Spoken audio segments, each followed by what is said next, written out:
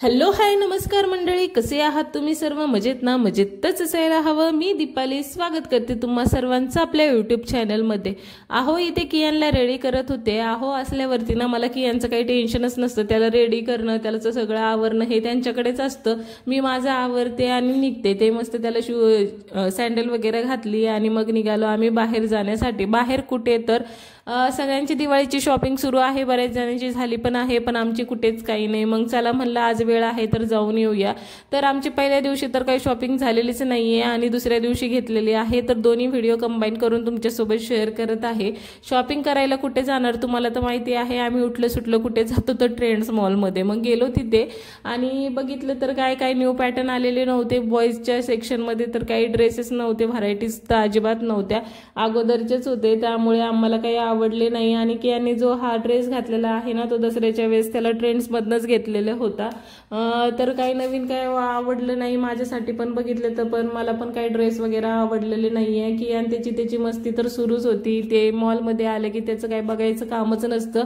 मग गेलो रिलायन्समध्ये, म्हणलं तिथे तरी बघूया तिथे काही भेटेल का. पण रिलायन्स मॉल एवढा छान सजवलेला होता ना, खूप फेस्टिव्ह वाईब्स येत होत्या. मस्त असं डेकोरेशन केलेलं होतं. मिठाई, लाईट्स, दिवे सगळीकडे असे झगमगाट दिसत होती. छान वाटलं. मग आहोंसाठी ड्रेस बघूयात म्हणलं त्यांच्यासाठी तरी भेटतो का.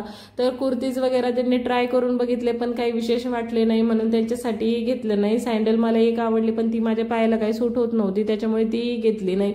आणि इकडे कियान एवढा परेशान करत होता ना, त्याला मॉलमध्ये गेलं की नुसतं पळायचंच असतं. त्याच्यामुळे तो त्याची शॉपिंग करायला लागला आणि काही भेटलं नाही म्हणून निघालो घरी जाण्यासाठी. जाताना कियानसाठी फ्रुट्स घेतले आणि ॲपल आणि केळी वगैरे घेतले आणि घरी गेलो. आणि दुसऱ्या दिवशी परत निघालो. कळालं की चाकण चौकामध्ये मूलचंद आलं आहे. म्हणलं चला तिथे जाऊन साड्या बघूयात, भेटली तर भेटली एखादी. मग गेलो मूलचंदमध्ये आणि खूप छान छान होत्या. खूप मस्त मस्त नवीन नवीन पॅटर्नच्या साड्या होत्या. तर खूप कन्फ्यूज होतं कारण ही घेऊ की ती घेऊ असं वाटतं. आणि बजेट पण खूप आपलं, म्हणजे मला काही एवढी महाग पण घ्यायची नव्हती.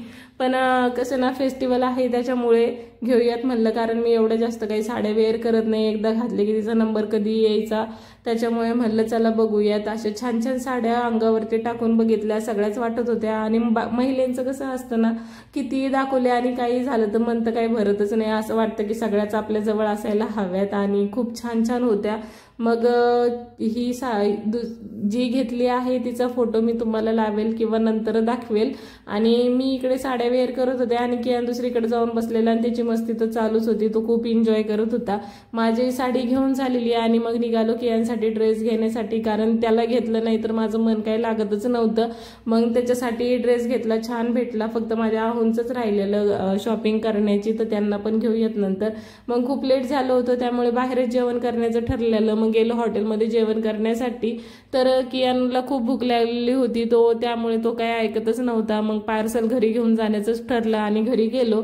मस्त असं पनीरची भाजी आणि काजू मिक्स अशी भाजी घेतलेली, तंदूर घेतलेले आणि आम्ही मस्त जेवणावरती ताव मारलेला.